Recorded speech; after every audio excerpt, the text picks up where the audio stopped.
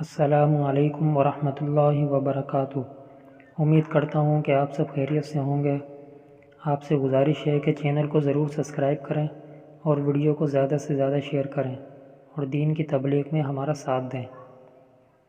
بسم اللہ الرحمن الرحیم۔ تصویر اور کتے کی نحوست۔ حضور اکرم صلی اللہ علیہ وسلم نے ارشاد فرمایا، اس گھر میں رحمت کے فرشتے نہیں آتے جس میں کتا یا تصویر ہوں۔ بخاری و مسلم۔ تشریح: ہمارے زمانے میں تصویر کی وبا بہت پھیلی ہوئی ہے، شاید ہی کوئی گھر اس سے خالی ہونا، چنانچہ رحمت کے فرشتے بھی ان گھروں سے دور رہتے ہیں۔